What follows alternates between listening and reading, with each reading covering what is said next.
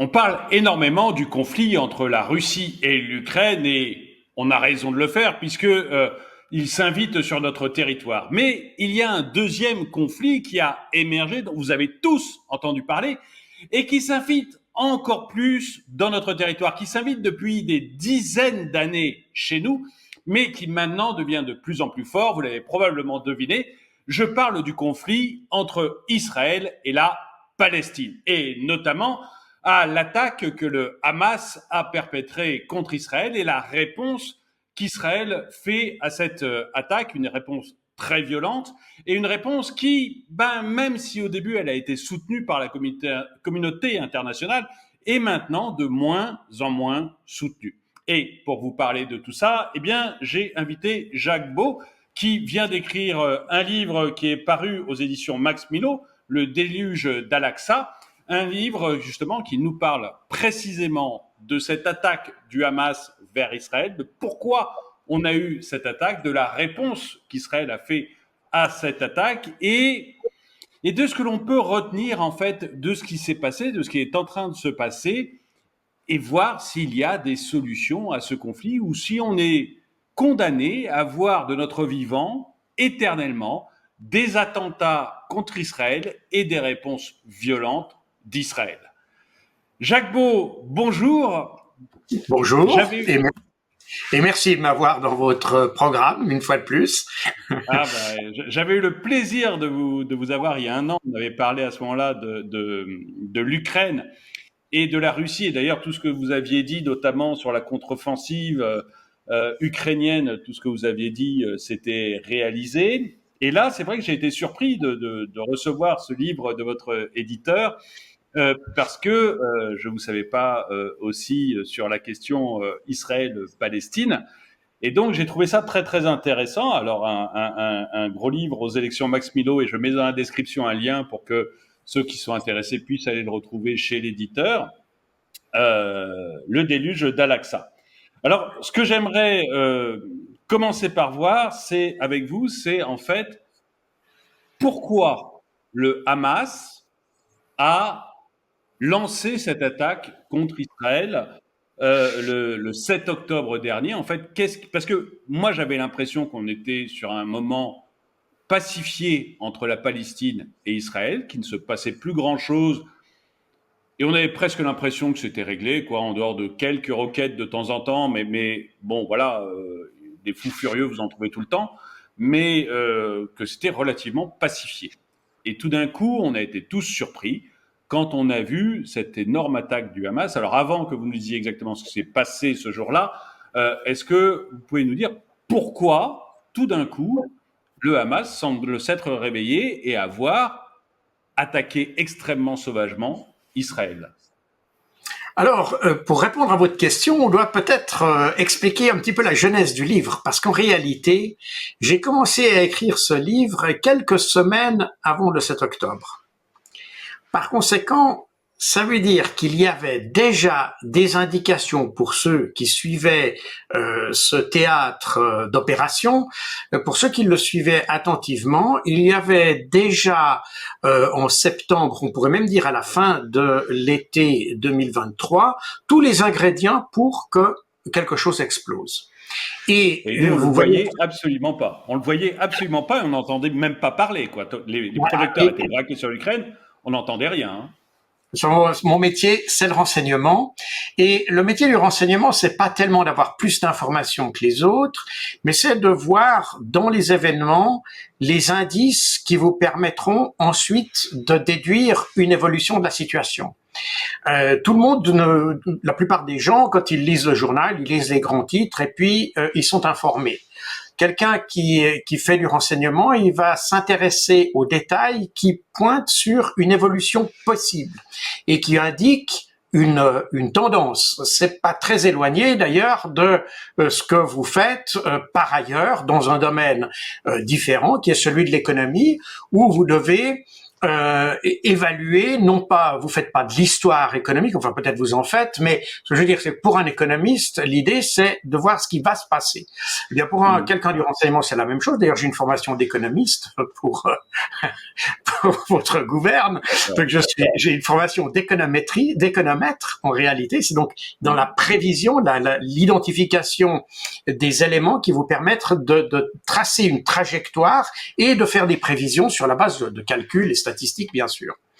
Et en réalité, cet ouvrage, comme vous voyez, il a 470 pages, donc c'est un gros truc, et il a fallu le commencer un peu avant le 7 octobre pour le mener à chef. Voilà. Donc, il y avait des indices qui étaient existants avant. Et c'est effectivement un peu le problème qu'on a en Occident, c'est qu'on a tendance à se focaliser sur les grands titres des journaux sans essayer de comprendre ce qui se passe. En fait, comme vous l'avez très justement dit, vous êtes vous-même né avec ce problème. Enfin, c'est ce que la couleur de vos cheveux m'indique, parce que moi, la couleur de mes cheveux indique que également j'ai grandi avec ce problème que je connais depuis enfant. Et donc, on voit bien qu'on a quelque chose qui n'a jamais trouvé de solution, qui s'éloigne un peu de nos écrans de télévision parce que d'autres problèmes plus pressants viennent, mais en réalité, c'est un problème qui n'a jamais été réglé. Donc, toute la question, c'était d'identifier tous les problèmes qu'il y avait en amont du 7 octobre. Parce que parler du 7 octobre en disant c'est une offensive, une attaque du Hamas, bon, on peut naturellement le dire, mais toute attaque, quelle qu'elle soit, a toujours une origine. Personne se lève le matin en sachant pas ce qu'il veut faire le matin et qui décide de faire une guerre. Ça n'existe pas. Il y a toujours une raison. Elle peut être significative, pas significative, significative pour l'un et pas pour l'autre, mais il y a toujours une raison. Et c'est valable aussi bien pour la Russie en Ukraine que pour le Hamas en Palestine ou en Israël. Et en fait, depuis maintenant 1 année et demie environ, enfin maintenant un peu plus, près de 2 ans, en Israël, on a un gouvernement, comme vous le savez, qui est extrémiste, ultranationaliste, voire même ultra-religieux, qui a commencé à avoir une politique en matière de territoires occupés qui était beaucoup plus radicale que les gouvernements précédents. Et on a vu toute une série d'événements, notamment, par exemple, les négociations pour la libération. Je sais qu'Israël a 5000 prisonniers, plus de 5000 prisonniers palestiniens dans les prisons, dans ces prisons, dont plus de 1000 Palestiniens qui sont finalement retenus sans aucune charge. En réalité, ils répondent à la définition d'otages. Donc, il n'y a aucune charge qui repose sur eux et qui sont simplement détenus. Et vous avez, en plus de ces 1200 prisonniers palestiniens retenus sans charge, vous avez également... Oui. Excusez-moi, mais là, il faut une précision parce que Israël, c'est comme une démocratie. Comment on peut avoir 1200 personnes retenues dans une démocratie sans charge? Enfin, est-ce que ils sont retenus le temps qu'on trouve des charges contre eux?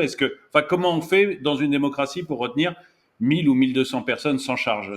Ça m'étonne ce que vous dites, donc c'est pour ça que j'aimerais une précision là-dessus. Ce sont des chiffres qui sont parfaitement reconnus par les Nations Unies, donc il y a rien de complotiste ou d'imaginaire là-dedans. Ce sont des chiffres qui sont reconnus, qui sont même reconnus par les autorités israéliennes elles-mêmes. Hein. Donc, y compris les enfants qui sont détenus, tout ça, il existe des statistiques qui vous montrent qu'il y a un roulement d'environ bon an mal an, il y a environ 700 enfants qui par rotation d'une certaine manière, si vous me passez l'expression, que l'on retrouve dans les prisons israéliennes. Tout ça est parfaitement connu des Nations Unies. La question de la démocratie israélienne, oui, enfin aujourd'hui beaucoup la remettent en question. Mais en réalité, ça fait déjà plusieurs années que beaucoup discutent. On dit que c'est une démocratie, elle a les structures d'une démocratie, elle a si vous voulez, les institutions qui répondent à une démocratie. C'est en fait Israël est d'une certaine manière un pays occidental à la fois dans sa culture, dans sa composition aussi, puisque la majeure partie des Israéliens vient d'Europe, beaucoup viennent d'Europe orientale, mais d'Europe, et donc on retrouve des structures, des institutions qui effectivement rappellent celles que nous avons en Occident. Le problème n'est pas tellement dans l'existence de ces institutions, elle est surtout dans leur fonctionnement qui est le problème. Et c'est là que le problème intervient, et notamment quand on parle de démocratie, à vrai dire, si on était ce qui caractérise les pays occidentaux, enfin qui devrait les caractériser plus exactement, c'est pas tellement la notion de démocratie qui est une notion qui est extrêmement vague. Comme vous le savez, je viens de Suisse, et comme je le dis souvent, quand je regarde avec les yeux de Suisse la France, j'ai pas vraiment l'impression de voir la même chose que ce qu'on a en Suisse. Donc la notion même de démocratie est à géométrie variable. La France, pour un Suisse, est plutôt comme une forme de monarchie élective. Vous voyez, et de plus en plus d'ailleurs en France. Je pense que je vais étonner peu de monde en disant ça. Il y a des institutions et tout ça est tout à fait clair. Il y a une législation, mais le fonctionnement de tout ça est évidemment pose un certain nombre de questions et de problèmes. Eh bien, on a le même phénomène avec Israël. Et en fait, ce qui caractérise les États occidentaux, c'est pas tellement la notion, enfin, c'est aussi la notion de démocratie, bien sûr, mais c'est surtout la notion d'État de droit. Et c'est ça qui fait finalement, qui permet le mieux de définir comment fonctionnent les institutions occidentales. Et c'est là où Israël pêche en réalité. Il a sans doute l'apparence d'une démocratie, en revanche, il ne fonctionne pas en fonction du droit. Il ne fonctionne pas notamment en fonction du droit international et du droit humanitaire international. Et c'est là que si vous voulez, le bas blesse. Et Israël est un pays qui est grandi, qui est né, on pourrait dire même, d'un non-respect du droit en réalité, puisque l'idée de créer un foyer national juif est apparue déjà, comme vous le savez, en 1917 avec la déclaration Balfour, qui s'est traduite par un certain nombre d'actions, de révoltes, etc. En Palestine durant la Deuxième Guerre mondiale et après. Mais pour faire pas parcourir toute l'histoire en détail, mais disons que l'élément central, c'est la décision de l'Assemblée générale des Nations unies du 29 novembre 1947, qui est la résolution 181, qui propose un plan de partage pour délimiter, si vous voulez, la possibilité, ou pour créer la possibilité de 2 États sur le territoire de la Palestine mandataire. La Palestine mandataire est un État. C'est un État avec des institutions, une administration, un passeport. Comme je dis souvent, Golda Meir était palestinienne parce qu'elle est originaire d'Odessa, si ma mémoire est bonne, donc elle est originaire de la région de l'Ukraine. Mais quand elle est venue en Palestine, elle a reçu un passeport palestinien. Donc il y avait un passeport. Donc on est sur quelque chose il y avait une institution qui était après le démantèlement de l'Empire ottoman, qui était placé sous la tutelle de la couronne britannique, et c'est la couronne britannique qui a finalement géré ce territoire, mais c'était un État. Donc quand la résolution de 1947 est adoptée par l'Assemblée générale des Nations unies, il s'agit de proposer un partage de ce territoire entre une entité juive, une entité arabe et une troisième entité sous mandat international qui aurait été Jérusalem en raison de son statut de ville sainte. Et de la présence d'ailleurs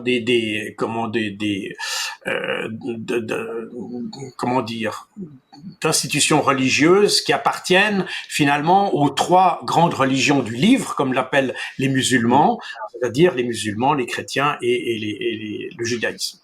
Donc, avant de parler de cette solution à 2 États, si on peut revenir, donc vous, avant à ce qu'on disait avant que je vous interrompe tout à l'heure sur les 1000 prisonniers, mais ça me semblait quand même très important de pouvoir clarifier ça parce que 1000 prisonniers sans charge, c'est quand même, moi ça m'a fait sursauter parce que j'étais pas au courant, donc voilà.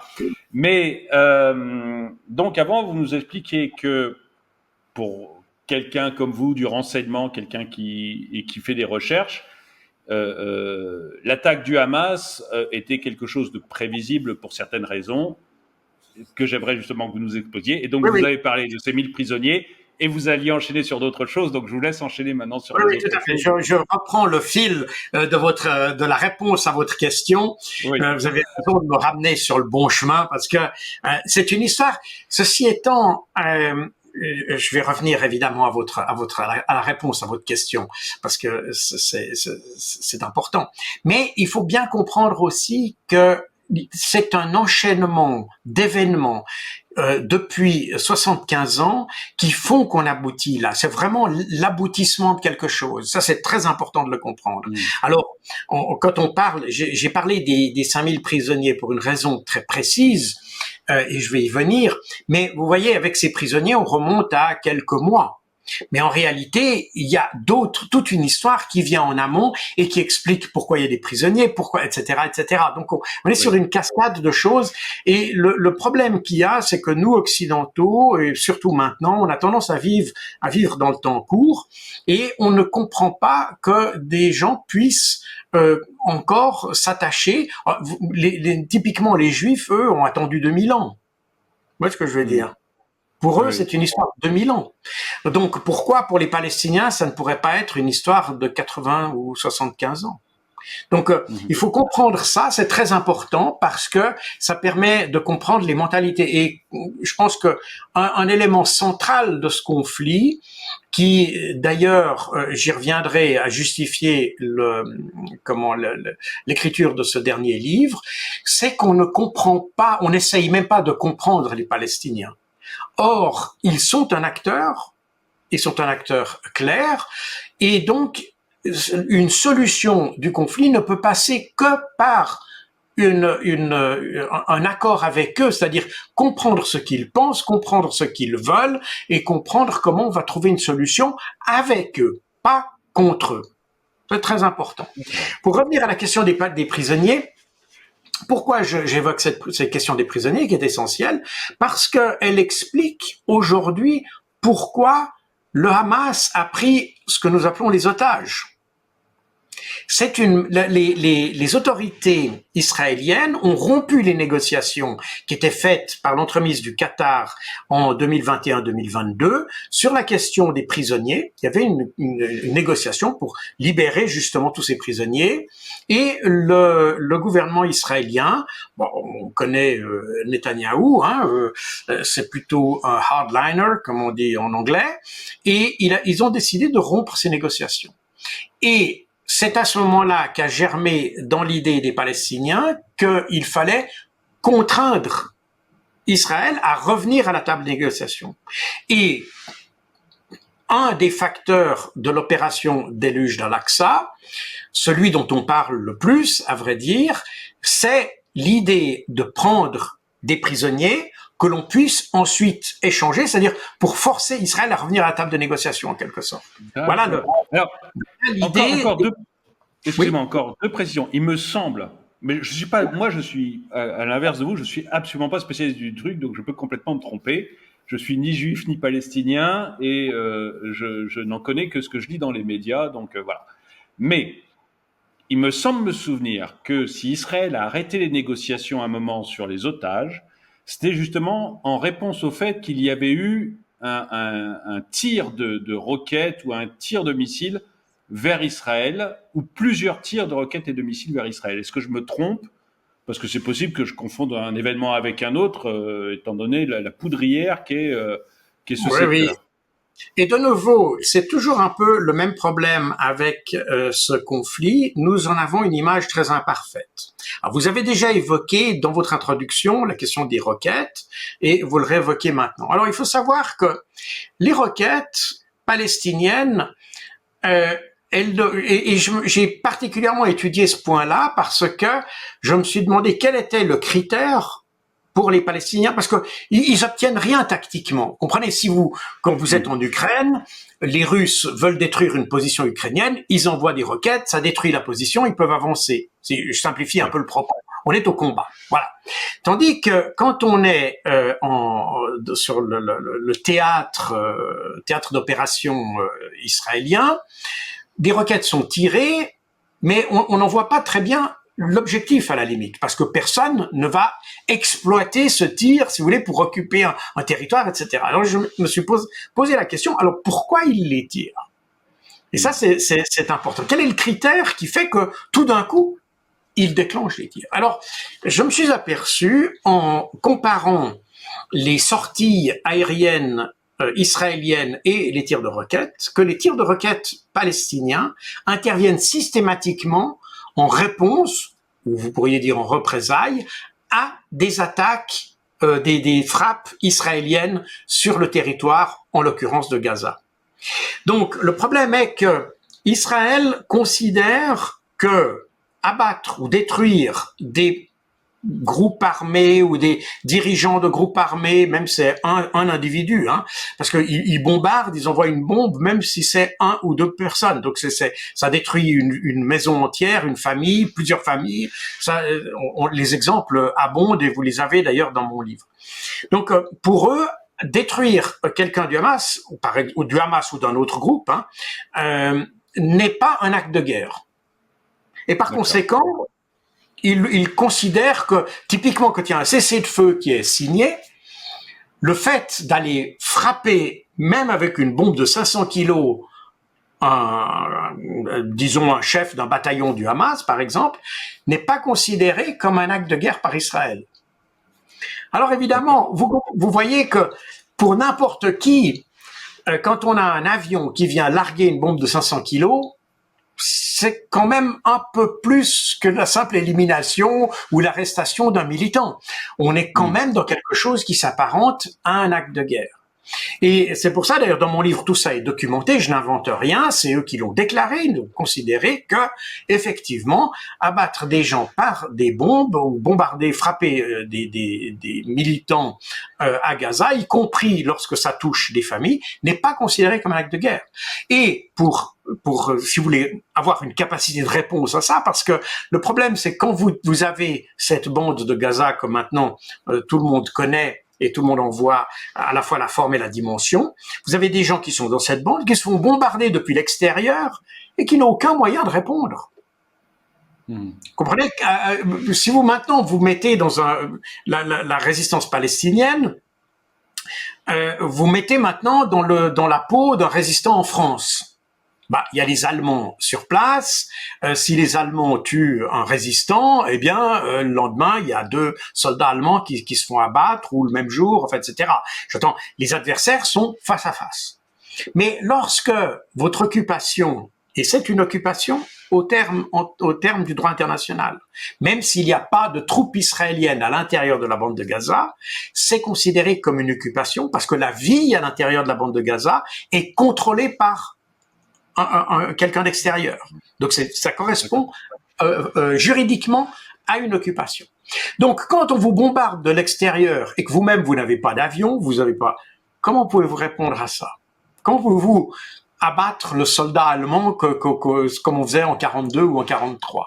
Vous pouvez pas. Donc ils ont développé les armes des roquettes pour tirer en retour. Et alors là intervient une notion qui, pour nous, est pas qu'on a de la peine à comprendre en Occident parce qu'elle se définit par la notion de djihad, où le djihad n'est pas l'idée d'une guerre sainte comme on le dit, mais c'est la volonté de résister. C'est-à-dire que quand il tire une roquette, d'ailleurs quand on compare les chiffres, on s'aperçoit que même si, alors je comprends parfaitement que pour la population israélienne qui vit à Sderot, à Be'eri et toutes ces villes qui entourent la bande de Gaza, il doit pas être très agréable d'avoir toujours un peu cette épée de Damoclès des roquettes qui peuvent vous tomber dessus. Donc on est tout à fait d'accord là-dessus. Néanmoins, quand on regarde les chiffres, on s'aperçoit que ces roquettes sont très peu meurtrière et qu'en réalité, le but des Israéliens n'est pas tellement de tuer des gens, mais de montrer qu'ils répondraient. Donc, ils veulent garder la tête haute, si vous voulez. Si vous voulez, vous venez nous bombarder chez nous, Oui, on le va but pas. des Palestiniens. Le but des Palestiniens. Vous avez dit Israéliens, mais je pense que vous Oui, pensiez non, aux Palestiniens. oui, pardon, bien sûr. Oui, oui. Le but des Palestiniens est de montrer qu'ils ne veulent pas se laisser faire, et donc ils réagissent. Mais le but n'est pas d'avoir un décompte, tu en tues 10, j'en tue 10. C'est pas du tout la logique. La logique, c'est je résiste. Et c'est comme ça, si vous voulez, que on a ces tirs de roquettes qui viennent. Alors, quand vous avez les comptes rendus israéliens, eux tiennent pas du tout compte des frappes qu'ils ont fait avant.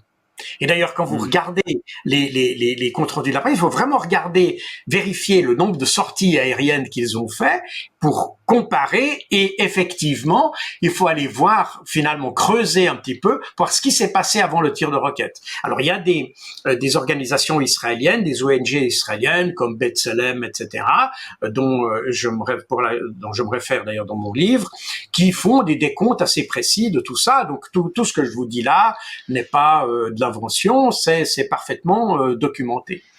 Mais donc, quand des discussions sont interrompues, c'est que tout simplement Israël a décidé de les interrompre. Point final. C'est aussi simple que ça. Et donc, ça correspond. Les discussions interrompues, c'est la première raison qui ont, dans ce que vous nous expliquez, qui montrait qu'il allait se passer quelque chose avant le 7 octobre. Est-ce qu'il y avait d'autres signes qui vous faisaient dire déjà qu'il allait se passer quelque chose, puisque vous commentiez votre livre à ce moment-là? Tout à fait. Alors, il y a un autre élément, et il ne vous a pas échappé, que l'opération du Hamas s'appelle Déluge d'Al-Aqsa, et qu'il ne vous a pas échappé non plus qu'Al-Aqsa est le nom de la mosquée qui se trouve sur le Haram el-Sharif, ce que les Israéliens appellent le mont du Temple. Et il y a une chose que nos médias ont très largement ignorée, c'est que depuis l'arrivée au pouvoir des ultranationalistes, ou plutôt ultra-religieux, je devrais dire, vous avez cette idée, et quand je dis que c'est depuis l'arrivée, je devrais être honnête en disant que le mouvement était préexistant. Ça fait déjà une vingtaine d'années qu'il y a un projet qui consiste à reconstruire le troisième temple de Salomon sur le mont du Temple, ce qui signifie la destruction de la mosquée Al-Aqsa. Et avec l'évolution le nouveau gouvernement, vous avez un certain nombre d'activités rituelles qui ont commencé à se développer dans cette région-là, avec des actions qui sont souvent assez mal terminées entre ultra-religieux juifs et palestiniens sur le mont du Temple, et vous avez vraiment toute une série d'affrontements, on peut dire, qui s'est passé ces derniers mois.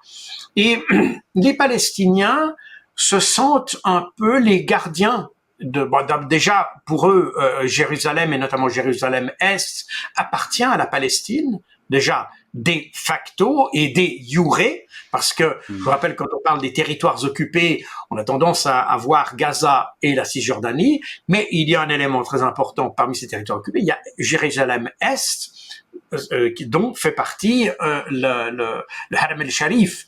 C'est la raison pour laquelle à l'UNESCO, j'emploie le terme Haram el-Sharif alors que les Israéliens utilisent l'appellation Mont du Temple. L'UNESCO a reconnu que Haram el-Sharif est l'appellation correcte pour ce terme et non pas Mont du Temple, parce que c'est un lieu palestinien, un lieu arabe.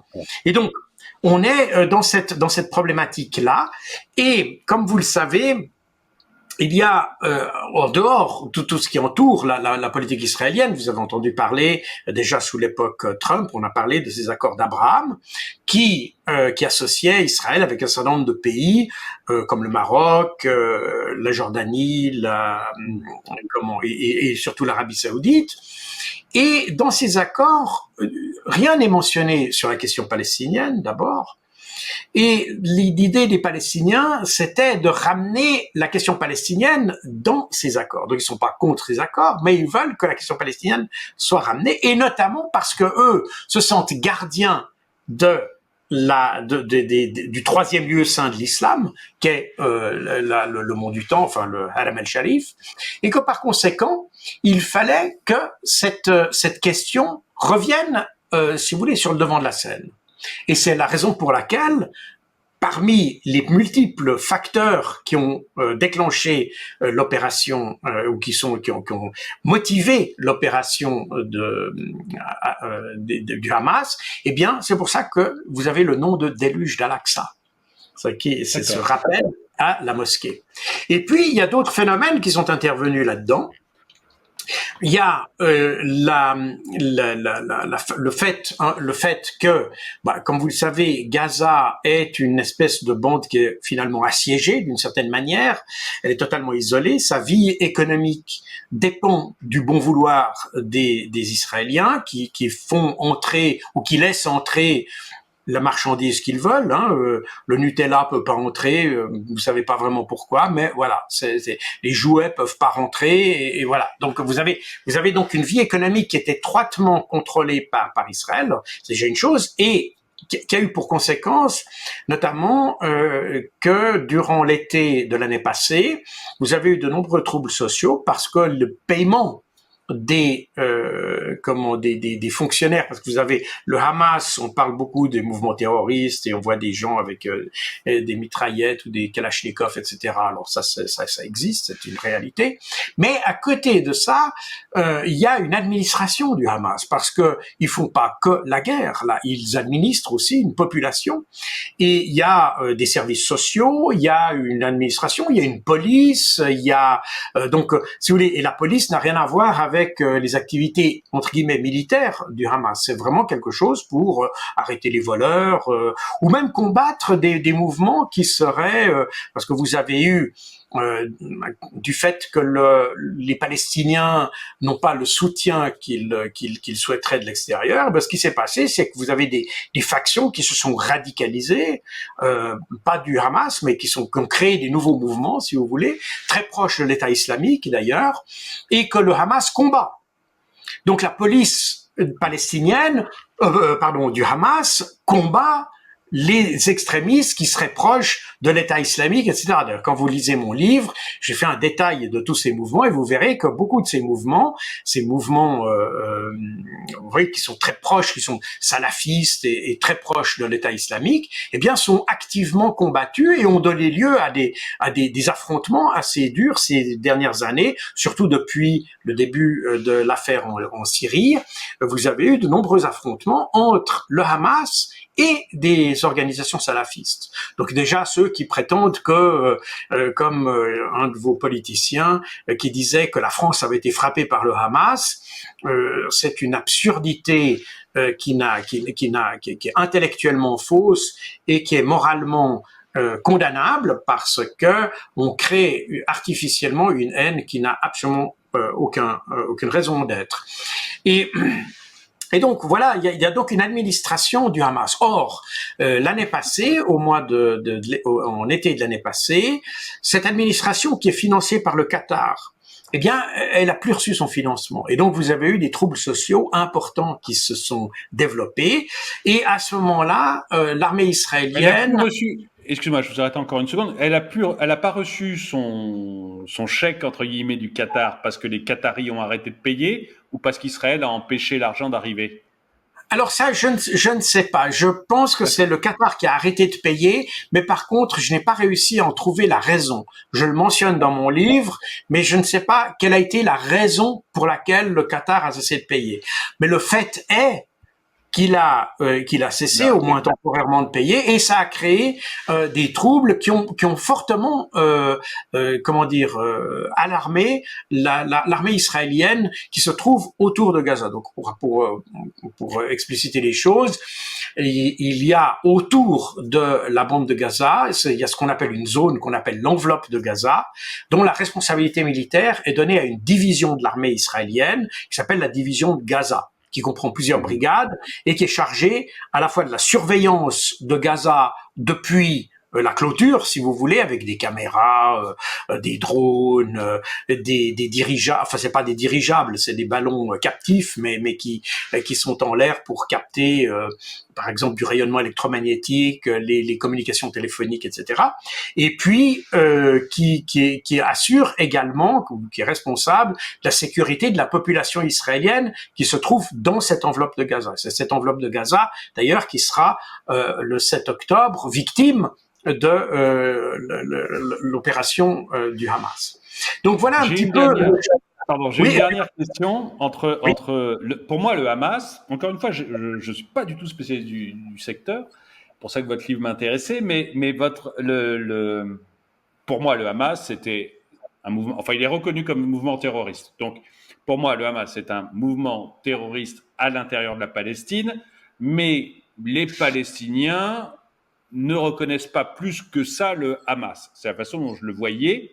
C'est-à-dire que, comme on pourrait avoir un mouvement extrémiste en France, et sans que ça concerne l'ensemble des Français, quoi que ce soit juste un mouvement extrémiste en France. Est-ce que je me trompe, ou est-ce que le Hamas est plus une vraie représentation, et vraiment représentative de la population palestinienne, est une émanation de la population palestinienne, comme le serait un parti poussé au pouvoir en France, ou est-ce que c'est un mouvement radical au sein de la Palestine, mais avec laquelle la population ne se sent pas du tout concernée? Parce que dans ce que vous me dites depuis le début, j'ai plus l'impression maintenant de voir un parti politique qui, comme le serait le Rassemblement, je fais aucun parallèle entre le Hamas et le Rassemblement national, hein, rassurez-vous mes auditeurs, mais je veux juste dire que depuis que Jacques Beaumont parle, j'ai plus l'impression de voir un parti politique qui n'est pas au pouvoir, mais comme le serait le Rassemblement national, c'est-à-dire extrêmement soutenu par la population en général, même si moi très peu représenté dans le gouvernement, que de voir un mouvement radical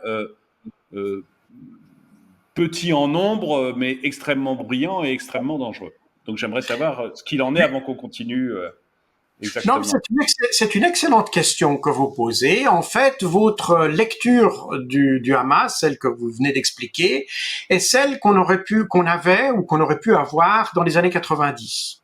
C'est-à-dire que dans les années 90, vous avez un mouvement politique qui était le Fatah, sous la direction d'Yasser Arafat, qui depuis les années 70 a essayé de se convertir, si vous voulez, parce que dans les années 60, quand j'étais jeune gamin, on avait régulièrement des détournements d'avions par des Palestiniens, ils frappaient un peu partout, et d'ailleurs c'est un mouvement qui était très d'obédience marxiste, c'est-à-dire qu'il était vraiment pas seulement pour une lutte de libération nationale, mais aussi une lutte contre l'impérialisme en général. Donc on avait tous ces mouvements, les mouvements révolutionnaires des années 60, début des années 70, avaient une très forte coordination. Les Palestiniens du Fatah étaient entraînés en Tchécoslovaquie à l'époque, dans les camps des forces spéciales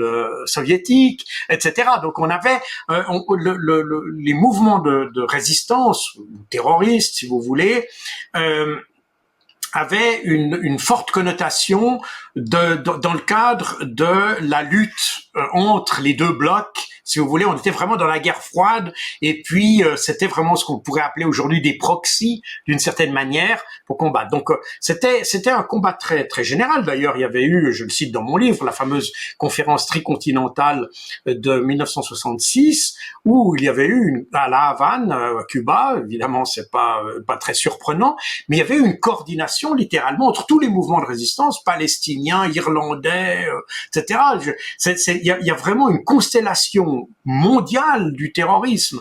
Il y a eu des livres très intéressants qui avaient été publiés à l'époque, le réseau de la terreur. On était vraiment sur quelque chose qui avait une envergure mondiale, mais qui était lié à cet affrontement Est-Ouest. Les Occidentaux avaient aussi leur mouvement terroriste à eux, qu'ils finançaient en Amérique latine, un peu partout. Donc on avait vraiment un affrontement global, mais par mouvement terroriste interposé d'une certaine manière, pour simplifier les choses. Et à partir des années 70, Yasser Arafat a compris que cette voie armée ne conduisait nulle part, et il a essayé de se sortir de cette dynamique terroriste, etc.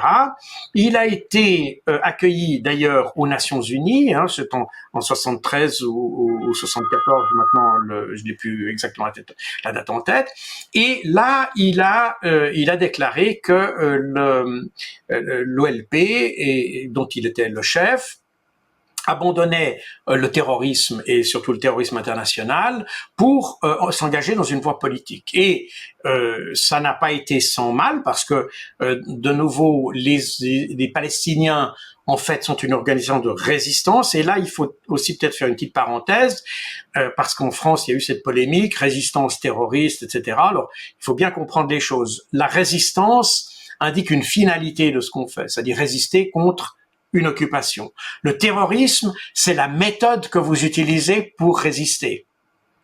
C'est une des méthodes que vous utilisez. Donc, c'est important. On avait eu cette discussion avec une députée LFI et puis le journaliste Jean-Jacques Bourdin, par exemple, qui avait posé cette question. En fait, poser la question n'est pas très honnête, parce que c'est un peu comparé. Vous pouvez pas, c'est pas soit. Vous pouvez être résistant et terroriste. Et même si les résistants français n'ont pas toujours été terroristes, ils ont aussi été terroristes. Vous comprenez? Donc, c'est une méthode d'action, alors que la résistance, ça indique la finalité de ce que vous faites. Donc, la résistance palestinienne, c'est exactement la même chose. Ils ont, à partir des années 70, l'OLP s'est dirigé vers une voie plutôt politique, qui a conduit aux accords d'Oslo, qui est une voie essentiellement politique de résolution du système. Mais le problème est que on a vu tout au fil de ces années que l'idée d'une solution politique au problème n'amenait aucune amélioration pour les Palestiniens. Donc le sentiment était chez les Palestiniens que oui, on fait des efforts, on essaie de discuter, on veut pas se battre, mais d'un autre côté, on gagne rien à ça. Et quand vous regardez effectivement dans les territoires occupés, et ça c'est une raison supplémentaire d'ailleurs pour l'opération du 7 octobre, c'est l'extension des implantations israéliennes en Cisjordanie notamment, montrait que finalement, en dépit de tous les efforts de dialogue qu'il y avait, les implantations n'ont pas cessé, elles ont continué. Et par conséquent, il y a eu lentement une sorte de désaffection de la voie politique pour dire mais il faut reprendre la voie armée. Et c'est pour ça que le Hamas, lui, disait finalement les Israéliens, on essaye de parler avec eux, mais ça n'arrange pas nos bidons, on n'améliore rien du tout, donc il faut continuer la voie armée. Et c'est un peu cette logique-là qui s'est développée parallèlement. Donc après, en Palestine, tous ne sont, comme vous l'avez dit, sont pas favorables au Hamas, mais beaucoup ont quitté, si vous voulez, l'optique d'une voie politique pour se dire finalement tant qu'à faire autant se battre, et puis si vous voulez mourir la tête haute, mieux vaut mourir debout que vivre à genoux. C'est un peu l'idée en quelque sorte, et c'est pour ça que le Hamas a finalement gagné énormément de voix, on peut dire, et je dis voix parce que à partir des années 2000, le Hamas a aussi compris, et c'est notamment une conséquence du 11 septembre d'une certaine manière, parce qu'à partir du 11 septembre, les Israéliens ont considéré que tous les groupes terroristes, ils pouvaient en fait traiter le terrorisme un peu comme le faisaient les Américains, c'est-à-dire un peu n'importe comment, si vous me passez l'expression. Et par conséquent, les Israéliens ont commencé à avoir la main beaucoup plus lourde, et puis le Hamas s'est dit, bon, puisque c'est comme ça, il est peut-être plus intéressant de aborder nous aussi une voie plus politique. Et c'est ce qu'ils ont commencé à faire dans la bande de Gaza. Et vous avez eu des élections communales en 2005 où le Hamas est sorti vainqueur, et puis finalement des élections parlementaires en 2006 où là aussi le Hamas est sorti vainqueur. Donc il y avait l'idée qu'il y avait un gouvernement qui était plus ferme à l'égard d'Israël, une voie politique certes, mais beaucoup plus ferme que l'OLP, ou plus exactement le Fatah, qui en Cisjordanie, qui est principalement en Cisjordanie, et puis qui avait un petit peu la réputation, et qui l'a d'ailleurs toujours, et même beaucoup, peut-être un peu trop d'ailleurs, qui a la réputation d'être finalement un collabo par rapport aux Israéliens. Un peu la même image qu'il y avait en France. On retrouve un peu les mêmes schémas d'une certaine manière.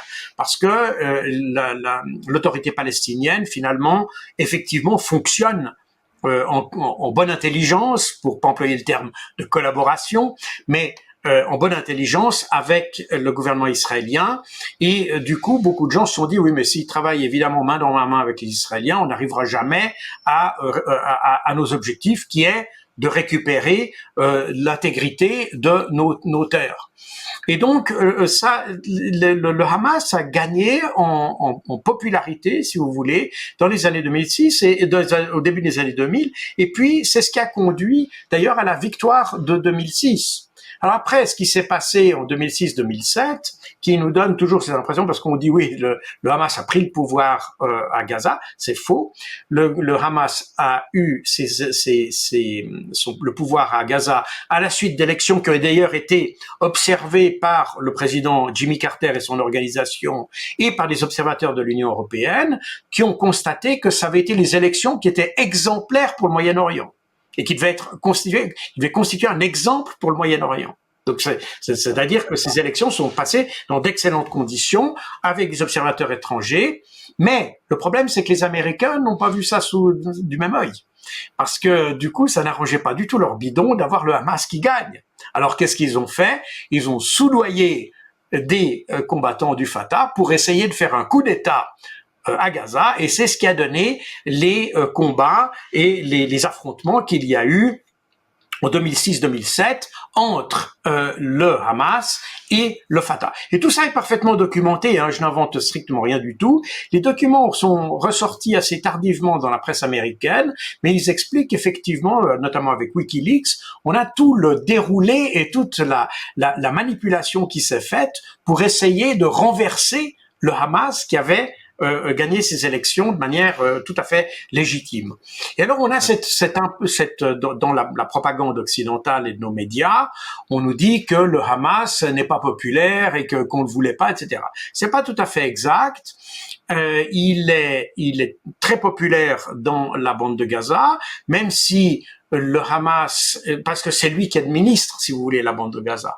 La potentiel militaire du Hamas n'est pas le seul. Il y a d'autres entités qui coexistent avec le Hamas dans la bande de Gaza, dont on ne parle jamais parce que on a mis l'étiquette de terroriste sur le Hamas et puis ça justifie un peu tout ce qu'on veut, mais en réalité, il y a d'autres entités, il y a une vingtaine d'entités qui collaborent avec le Hamas dans la bande de Gaza. Certaines, comme le Hamas, ont une inspiration islamistes au départ, mais d'autres ont des inspirations marxistes, d'autres ont des inspirations beaucoup plus modérées, etc. Il y a vraiment, si vous voulez, une coalition de résistance qui dépasse très largement l'image qu'on a, l'image assez réduite qu'on a du Hamas, qu'on compare à l'État islamique, etc., qui sont des comparaisons, comme je l'ai dit, qui n'ont aucun sens. Mais et donc on a, d'ailleurs le 7 octobre, quand on parle d'une offensive du Hamas, effectivement, le Hamas en tant que force, je dirais, le principal de la bande de Gaza, c'est eux qui ont le lead, si vous voulez, dans cette opération. Mais il y a une structure de conduite que j'explique et que vous avez dans mon livre. Vous avez d'ailleurs avec tous les logos des différentes organisations qui participent à cette opération. C'est une coordination d'une vingtaine de mouvements pour cette opération. Et encore aujourd'hui, quand on dit que, par exemple, l'armée israélienne se trouve à Khan Younes ou bien à Gaza Nord, etc., on s'aperçoit que les combattants palestiniens, finalement, fonctionnent. Vous avez des opérations qui sont menées conjointement par le Hamas et les comités révolutionnaires populaires, ou bien le djihad islamique palestinien, ou bien d'autres encore. Donc, on voit que c'est des opérations combinées, exactement comme vous aviez d'ailleurs après la réunification des mouvements de résistance après 1942 en France, vous aviez des opérations qui étaient menées conjointement par différents mouvements, quand bien même vous aviez des mouvements socialistes, royalistes, de gauche, de droite, communistes, etc. Tout ça était arrangé dans une structure de conduite commune, avec un objectif commun qui était de bouter les Allemands hors de France, et voilà. Et vous avez exactement le même mécanisme qui s'est mis en place à Gaza.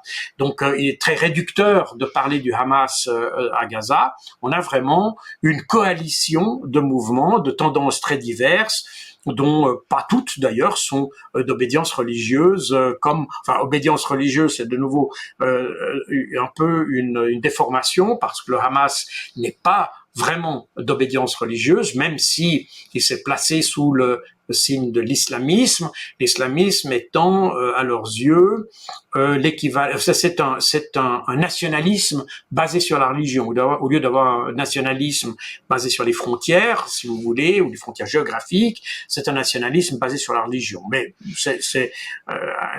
donc c'est très différent, par exemple, de l'État islamique, par exemple. Doctrinalement, c'est extrêmement différent. Et donc voilà, le 7 octobre. Le 7 octobre, du coup, on a un rassemblement de différents groupes menés par le Hamas qui va faire quand même en Israël, donc d'une part un grand nombre d'otages et d'autre part des massacres assez, même complètement épouvantables, qui reviennent en Palestine avec leurs otages en espérant, si j'ai bien compris votre pensée, que comme ça ils vont pouvoir négocier avec Israël et récupérer une partie des 5000 prisonniers palestiniens qui sont en Israël. Et qu'est-ce qui se passe depuis, en fait? Parce que depuis, on a l'impression que le Hamas se terre autant qu'il peut, que de temps en temps, il y a des négociations, mais c'est des trêves qui sont rompues par l'un des deux camps. C'est difficile de savoir lequel rompt les trêves. Que les otages, visiblement, ont quand même des vies...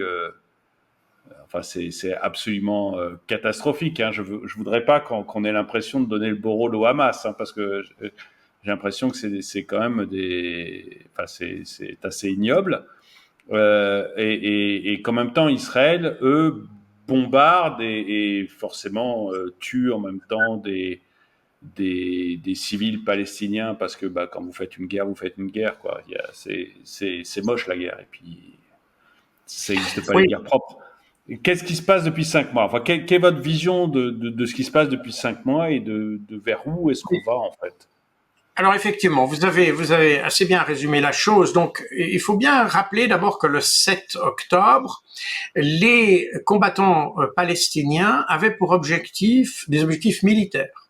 C'est important de le dire. Donc, c'est des positions militaires de l'enveloppe de Gaza. Ce qui s'est passé, c'est qu'ils n'ont pas trouvé autant de militaires qu'ils s'attendaient à trouver.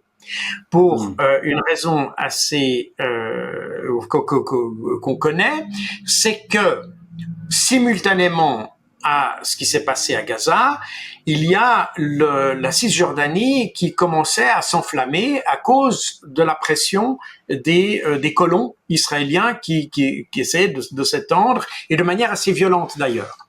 Par conséquent, une partie de la division de Gaza a été déplacée sur la Cisjordanie, avec pour résultat que ça a dégarni le paysage, si vous voulez, ou la sûreté, la surveillance autour de Gaza, c'est-à-dire dans l'enveloppe de Gaza.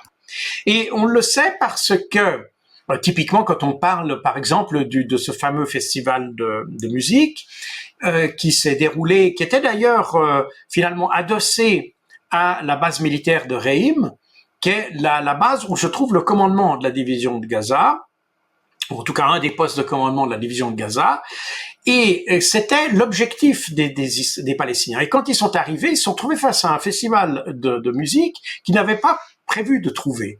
Et pour une bonne et simple raison, c'est que ce festival de musique était prévu de s'arrêter le vendredi précédent. vendredi soir précédent. Et que, à la demande des organisateurs, parce que manifestement ce festival se déroulait bien, les autorités avaient accordé une prolongation jusqu'au samedi matin. Et alors, les Palestiniens se sont trouvés confrontés avec des gens qu'ils ne s'attendaient pas à voir là, et qui a certainement contribué à créer une confusion dans tous les sens du terme. D'abord parce que même la police israélienne a rapporté que les combattants palestiniens ont commencé à demander leur chemin aux festivaliers. Donc on voit bien que les festivaliers n'étaient pas l'objectif des Palestiniens, et c'est la police israélienne d'ailleurs qui l'a dit elle-même. Donc si vous lisez mon livre, vous remarquez que mes sources sont pratiquement toutes israéliennes. Hein. C'est essentiellement des enquêtes qui ont été faites après le 7 octobre par des journalistes israéliens des médias israéliens. Et donc, c'est le journal Haaretz, si ma mémoire est bonne, qui rapporte que la police israélienne avait effectivement constaté que vraisemblablement les Palestiniens n'avaient pas pour objectif d'attaquer le festival de musique, mais qu'ils se sont trouvés confrontés avec des gens. Et d'ailleurs, pour la petite histoire, enfin pas pour la petite histoire, mais pour expliquer ça, il y a eu durant la nuit qui précédait l'attaque du Hamas, les services de renseignement israéliens ont capté des indices d'une activité anormale, et il y a eu des réunions d'urgence qui se sont déroulées à minuit, donc pratiquement 6 heures avant le début de l'attaque, puisqu'elle a commencé à 6 heures, grosso modo 6h30 du matin. Et donc, après coup, il y a eu dans la presse et au niveau politique aussi, on s'est demandé, mais pourquoi est-ce qu'on a autorisé la prolongation du festival alors que simultanément, il y avait des réunions d'urgence parce qu'on avait détecté des indices d'une activité anormale qui pouvaient indiquer que quelque chose se déroule. Donc il y a eu là aussi un problème au niveau de la conduite israélienne où on n'a pas su interpréter les signaux qu'on avait observés, et on n'a pas su non plus les traduire par des mesures de sécurité qui auraient protégé les festivaliers. Et puis il y a eu, comme je l'ai dit, il y avait pas, entre guillemets, si vous me passez l'expression, pas assez de soldats pour que les Palestiniens les prennent. Ils sont allés dans les kibboutz autour, et typiquement à Be'eri, vous avez d'ailleurs une des rescapées qui disait, le Palestinien est entré dans la maison, et puis il m'a demandé de téléphoner pour faire venir les forces de sécurité.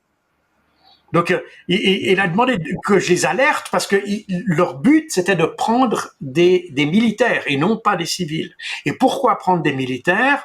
Parce que dans leur esprit, et probablement aussi par expérience, puisqu'ils avaient eu l'expérience du cas du soldat Gilad Shalit, qu'ils avaient pu échanger en 2011, si ma mémoire est bonne, contre plus d'1 millier de prisonniers palestiniens. Donc ils avaient comme dans l'idée de prendre des militaires, mais c'est pour ça que ça avait plus de valeur, entre guillemets, pour une valeur d'échange, en quelque sorte.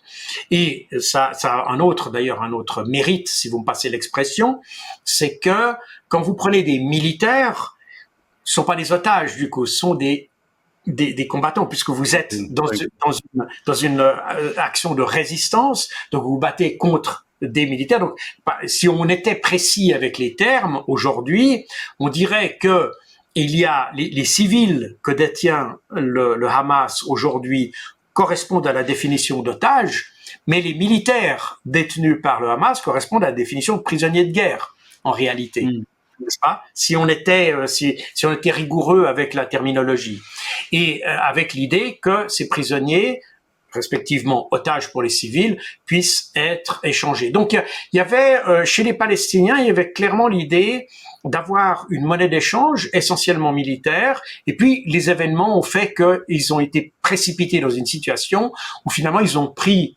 passez-moi l'expression, ce qu'ils avaient sous la main, entre guillemets, et ils ont pris des civils, et du coup, on est dans une situation qui devient, disons, beaucoup moins claire, à la fois du point de vue juridique et surtout du point de vue politique aussi. Mais bref, ça c'était l'idée. Alors, quand vous avez parlé des massacres, Alors, on a effectivement, et ça a été notamment les déclarations du gouvernement palestinien, du gouvernement israélien, pardon, d'écrire des scènes apocalyptiques, etc. Aujourd'hui, avec le recul et avec les informations qui sont sorties dans la presse israélienne ces 5 derniers mois, et pratiquement ça revient pratiquement tous les jours, des nouvelles informations, on s'aperçoit que la situation est quand même beaucoup moins claire que ce que vous sembliez dire vous-même dans votre introduction. Pourquoi? Parce que les Palestiniens, lorsqu'ils ont attaqué le 7 octobre au matin, vers 6h30, leur première action a été, comme on fait dans une opération militaire d'ailleurs, c'est de détruire les systèmes de renseignement israéliens. C'est-à-dire qu'ils ont détruit toutes les tours d'observation, tous les systèmes de surveillance, et y compris les caméras de télévision, etc., qui permettaient au commandement israélien d'avoir une certaine vision du champ de bataille, si vous me passez l'expression. Résultat des courses, la division de Gaza, qui est stationnée dans l'enveloppe, est devenue tout d'un coup aveugle à ce qui se passait. Et on le sait parce que vous avez des journalistes du journal Idiot Ahronot qui ont reconstitué minutieusement toute cette journée du 7 octobre, heure par heure, et on voit très très bien que les militaires, ceux qui restaient dans l'enveloppe de Gaza, ont été totalement aveugles et incapables de savoir ce qui se passait réellement. Ils ont vu qu'il y avait une attaque, très clairement, mais ils ont été incapables d'en mesurer l'ampleur, de voir exactement où elle se situait, quelle était, d'estimer sa portée.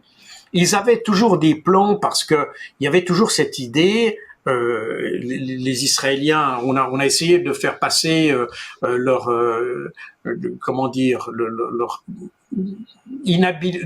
incapacité à détecter l'attaque comme étant il y a eu des théories complotistes comme quoi ça aurait été Benjamin Netanyahu qui l'a fait.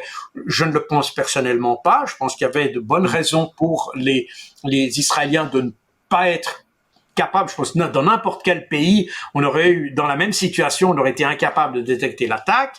Et puis, par contre, les Israéliens ont toujours pensé que on pouvait avoir comme ça des incursions de commandos, de petits commandos, pour prendre une personne et puis l'utiliser comme monnaie d'échange. Donc, on imaginait bien une opération comme ça, mais dont la dimension était très, très différente de celle qui s'est déroulée le 7 octobre. Et alors, incapable de savoir ce qui se passait dans sa zone, le commandement de la division de Gaza a appelé Tel Aviv, le haut commandement, le QG de Tel Aviv, pour demander s'ils étaient capables d'avoir une meilleure vision du terrain, si vous voulez. Et là, le commandement de Tel Aviv a envoyé des hélicoptères de combat en reconnaissance, si vous voulez. Et puis là, ils ont vu, finalement, ils n'ont pas pu voir grand-chose. Ils ont vu une foule de jeunes qui couraient dans tous les sens, des Palestiniens qui étaient au milieu, qui couraient aussi dans tous les sens. Bref, ils n'ont pas réussi à avoir une image très claire de la situation. Et ce qui s'est passé, c'est que le commandement israélien, et ça c'est documenté, de nouveau je n'invente pas du tout, ça a été documenté par les journalistes israéliens, c'est que le commandement israélien a donné le feu vert aux pilotes d'hélicoptères pour tirer dans le tas. Et en fait, il est possible que les Palestiniens aient commis des crimes de guerre ce jour-là, c'est parfaitement possible, mais apparemment, la nature des dégâts qu'on peut observer après coup, la nature des destructions qui ont été observées dans des kibboutz comme Be'eri par exemple, montre que on a des armes considérablement plus puissantes que celles des Palestiniens qui ont été utilisées et qui correspondent effectivement aux missiles qui auraient été tirés par les hélicoptères israéliens. Et d'ailleurs, il y a un colonel de l'armée de l'air israélienne qui l'a avoué dans les médias. Donc, on est avec quelque chose qui relève beaucoup de la panique, entre guillemets, qu'il y a eu dans la conduite israélienne à ce moment-là, ne sachant comment réagir. On a réagi un peu n'importe comment, avec comme résultat que probablement la grande majorité des victimes du 7 octobre sont le résultat, en réalité, de l'armée israélienne. Et on a le témoignage, vous pouvez le voir dans mon livre d'ailleurs, de cette jeune commandante de char Merkava. Bon, c'est des jeunes, hein, on voit aussi que c'est des militaires très jeunes. Quand vous observez la liste des militaires qui sont morts le 7 octobre, j'ai essayé de passer en revue toute la liste des morts, on a un âge médian de 21 ans. Donc ça veut dire qu'on a des gens qui sont très peu expérimentés, qui ont probablement jamais été au combat avant ça, qui se sont trouvés dans une situation qui les dépassait totalement. Et quand on voit le témoignage de cette jeune commandante de char, elle est arrivée dans le kibbutz Be'eri avec son char, et puis on lui a dit tirer sur les maisons. Elle a demandé s'il y avait des civils. On lui a dit t'occupe pas de ça, tire. Et puis voilà, elle a tiré.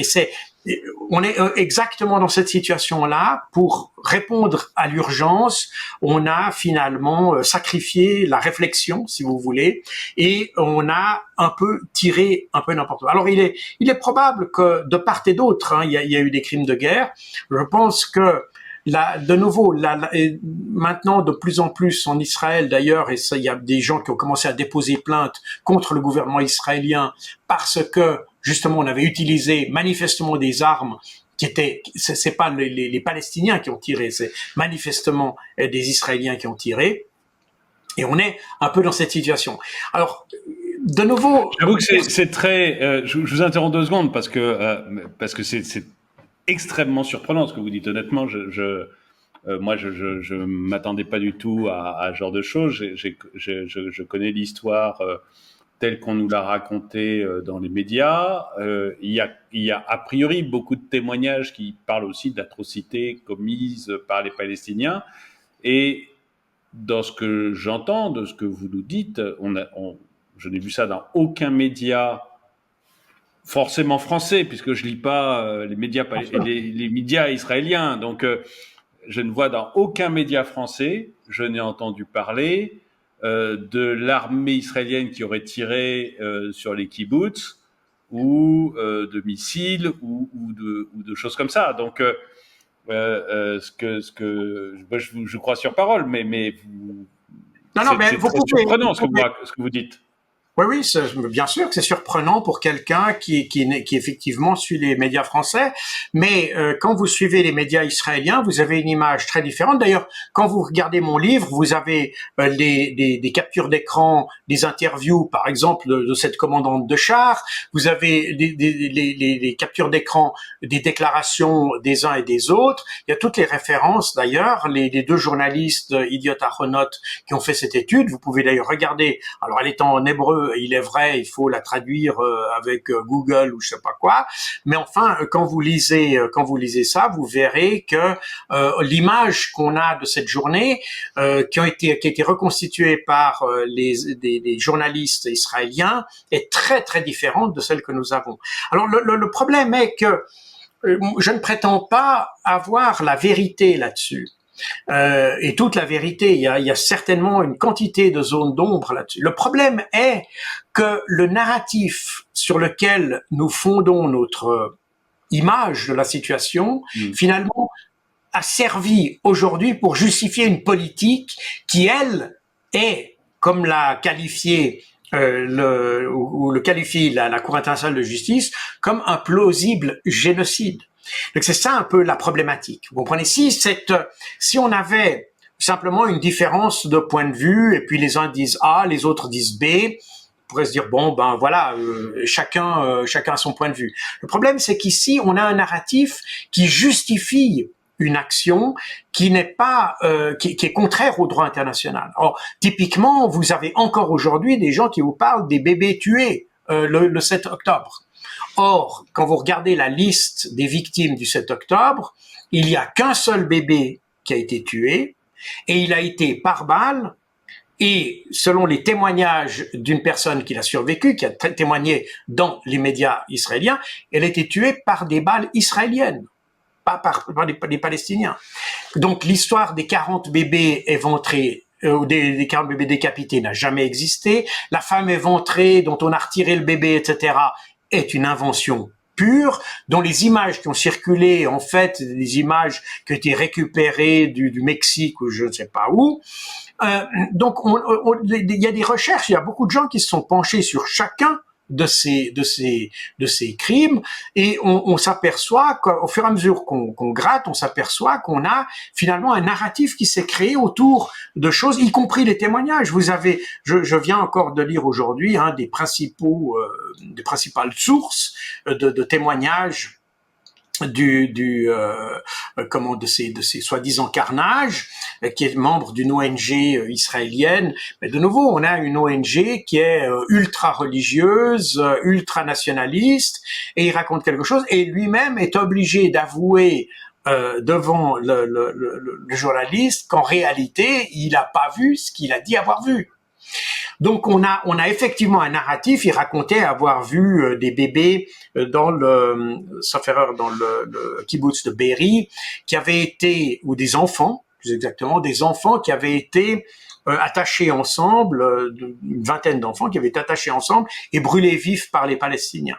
Or, aucun rapport n'indique que ça se soit passé, donc aucun rapport officiel, parce que ce que disent les gens, c'est une chose, les rapports officiels en disent une autre, et on n'a absolument aucun rapport. Et effectivement, le journaliste lui pose la question, lui dit « Oui, mais ce que vous nous dites, il n'y a aucun rapport qui le dit », et finalement, il doit avouer que oui, peut-être, il n'a pas vu exactement ça, et puis voilà. Donc, vous voyez, de nouveau, le problème de ça, il n'est pas de disculper le Hamas, etc., mais c'est qu'au contraire, on a créé un narratif qui justifie le massacre de populations civiles. Parce que systématiquement, sur nos médias, quand on vous dit on peut pas bombarder des populations civiles, on dit oui, mais le 7 octobre, ils ont fait ci ou ça.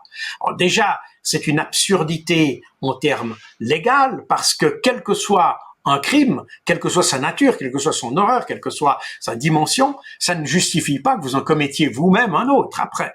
Donc, mais ça, apparemment, pour nos médias, BFM TV, LCI, etc., un crime peut parfaitement légitimer un autre. C'est ça qui est dramatique, vous comprenez? C'est pour ça que l'idée ici, et c'est pour ça que j'ai écrit ce livre, c'est pas pour disculper les uns pour les autres, les uns ou les autres, mais c'est pour essayer de ramener l'église au milieu du village, si vous voulez, et puis de montrer que les choses sont beaucoup plus nuancées, et en aucun cas on peut s'appuyer sur ce qui s'est passé ou sur ce que nous ont raconté les médias pour ensuite justifier une politique d'intransigeance totale avec le Hamas ou quiconque. C'est ça le propos. Et pas du tout de savoir qui a raison ou qui a tort, mais de dire attention, il y a une zone qui est très très grise et on ne peut pas se fonder, on peut pas avoir un jugement noir-blanc sur cette affaire. On est dans des zones de gris et il faut les assumer pour ensuite entrer dans un dialogue, etc. Donc, de même, l'idée, vous avez dit que le Hamas est considéré comme terroriste. Oui, il est considéré comme terroriste par des pays occidentaux, mais même pas par la totalité des pays occidentaux, ni même par la totalité du monde. Vous comprenez? Donc de nouveau, on est dans des appellations qui ont un caractère plus politique que factuel, parce que c'est d'ailleurs la même chose. Je reprends l'exemple de la résistance française. Durant la Deuxième Guerre mondiale, les Allemands appelaient les résistants des terroristes. Aujourd'hui, les résistants et les rescapés, les historiens parlent plutôt de résistants que de terroristes. Donc on est sur une appellation qui a un fondement extrêmement politique. Alors bon, la Deuxième Guerre mondiale, c'est la Deuxième Guerre mondiale. Mais aujourd'hui, les implications de ces appellations et de ce vocabulaire, de cette sémantique, sont aussi que finalement on accentue le problème plutôt qu'on le résout. Et moi, je pense que la question d'appellation terroriste, on devrait finalement éviter ce genre d'appellation parce qu'elle tend à nous retenir d'avoir une solution politique, parce que comment dire, les Occidentaux ont l'impression que quand on ne parle jamais avec un terroriste, bah, Donc, Mm. alors, si on appliquait cette logique-là, eh bien, les Anglais n'auraient jamais résolu le problème d'Irlande du Nord. On parlerait pas aux Israéliens parce que l'Israël est né du terrorisme. Hein. Les premiers dirigeants israéliens ont été des membres de l'Irgun, de la Haganah et d'autres des mouvements qui étaient considérés comme terroristes à l'époque. Donc on n'adresserait pas la parole à Israël aujourd'hui si on appliquait cette logique. Donc il faut être, vous voyez, il faut regarder les choses un peu plus avec un peu plus de profondeur. Il y a un moment, il faut faire la part des choses et voir qu'il y a des situations qui nous conduisent à des choses où peut-être même on n'aurait pas envie de le faire. Moi, j'ai toujours dit si mon pays était occupé par une puissance étrangère, je deviendrais très méchant. Alors que j'ai plutôt tendance à prôner la paix et plutôt l'apaisement dans les différents conflits que j'ai décrits. L'idée, c'est d'essayer de revenir sur une position médiane, de faire que tout le monde puisse avoir un jugement qui fasse la part des choses dans ce conflit et pas simplement un jugement noir-blanc comme des médias nous proposent. Mais si j'étais moi-même impliqué dans un conflit, comme je l'ai dit, si j'étais ukrainien, je me battrais certainement comme un Ukrainien. Et si j'étais russe, je me battrais comme un russe. Et si j'étais palestinien, je me battrais comme un palestinien. Et si j'étais israélien, je me battrais comme un israélien. Et je reconnais tout autant le droit des Israéliens de se défendre. La question, elle n'est pas là. La question, elle n'est pas dans ce droit-là, mais là, la question est de la manière dont on le fait. Et comme je dis, que moi-même, si je devais défendre mon pays, je deviendrais très méchant. Ça ne veut pas dire pour autant que ce que je ferais soit légal. Et je comprendrais que des gens me disent, mais ce que tu fais n'est pas légal. Et donc, l'effort qu'on doit faire, c'est d'essayer de voir dans quelle mesure on arrive à résoudre les solutions sans tomber dans les excès. Et je sais que c'est pas une chose qui est facile parce que à la guerre, et j'ai moi-même été, dans le cadre de mes activités aux Nations Unies, j'étais que dans des zones de crise, notamment en Afrique, et je sais ce que signifie la montée d'adrénaline et la montée d'émotions quand vous voyez des choses qui vous révoltent. Mais il y a un moment, et c'est pour ça d'ailleurs qu'on est payé comme militaire, c'est pour maîtriser ça et revenir à la raison et puis commencer à faire la part des choses, à savoir comme on le dit, maîtriser la force, n'est-ce pas? C'est ça l'idée centrale. Juste pour finir, parce que la vidéo là déjà doit faire presque 1 heure, même plus d'1 heure, mais bon, moi j'avoue que j'ai été très très surpris, mais tant mieux parce que justement ça permet d'avoir un autre éclairage sur les choses.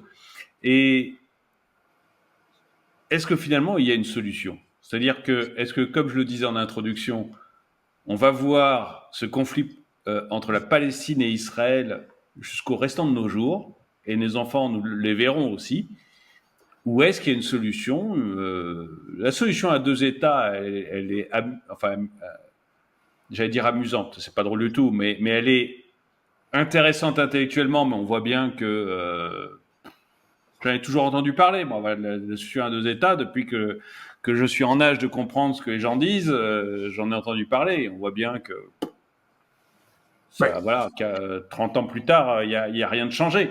Donc, est-ce que vous pensez qu'on va arriver à une solution? Est-ce que vous pensez que une guerre Alors, perpétuelle, quoi, jusqu'à ce qu'il y en ait un plus fort que l'autre qui écrase l'autre?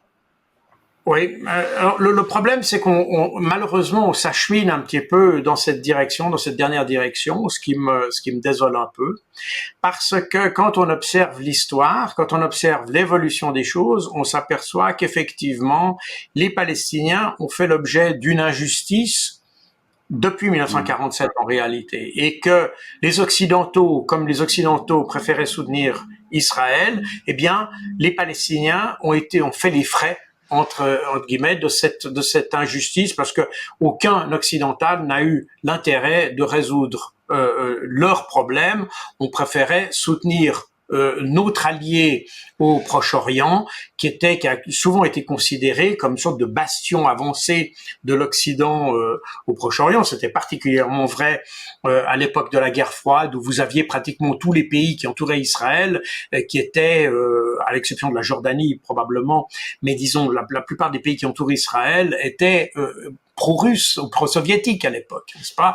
Et donc on avait un petit peu cette idée que c'était notre avant-garde occidentale, et c'est pour ça qu'on a préféré soutenir. Et comme j'ai dit tout à l'heure, d'ailleurs, les Palestiniens étaient eux-mêmes un peu l'avant-garde des soviétiques à l'époque. Donc il y a eu on n'a jamais ressenti le besoin, si vous voulez, de soutenir et de se mettre du côté, de comprendre les Palestiniens. Le problème, c'est qu'aujourd'hui, la guerre froide n'existe plus. On s'aperçoit que le problème demeure, que leurs revendications sont des revendications légitimes. Je dis pas que leurs actions sont toujours légales, mais les revendications sont légitimes. Et par conséquent, il faudra trouver une solution dans ce cadre-là. Et à mon avis, en dehors d'une solution politique, eh bien, soit il y aura l'écrasement de l'un ou de l'autre. Le problème qu'il y a aujourd'hui, c'est que Israël, en misant sur l'activité, la force ou la violence pour résoudre le problème, est en train de se mettre au banc de la société internationale. C'est un phénomène nouveau qu'on n'avait jamais eu auparavant.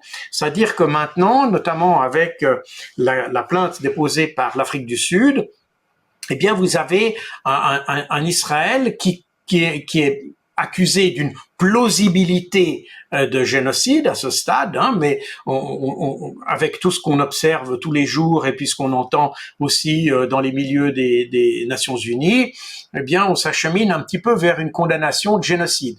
Mais maintenant, imaginez-vous ce que signifie une condamnation de génocide pour Israël, qui est un pays qui dépend assez largement de l'Occident quand même, qui a des relations économiques avec Israël, qui vend beaucoup d'armes et qui en achète beaucoup aussi. Est-ce qu'on continuera à acheter des armes à un pays génocidaire?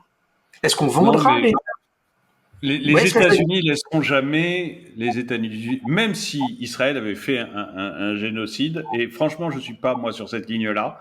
Je préfère le dire pour qu'il n'y ait pas d'ambiguïté sur la vidéo, hein. Mais je ne suis pas du tout, moi, sur cette ligne-là. Mais même si Israël avait commis un génocide, jamais les États-Unis ne laisseraient Israël être condamné pour génocide. Alors, c'est possible. Qu'après Israël soit mis à la marge, on le sent déjà, on voit bien que même la France est en train de faire machine arrière, que tous les politiciens sont en train de faire machine arrière et qu'Israël est de plus en plus isolé actuellement.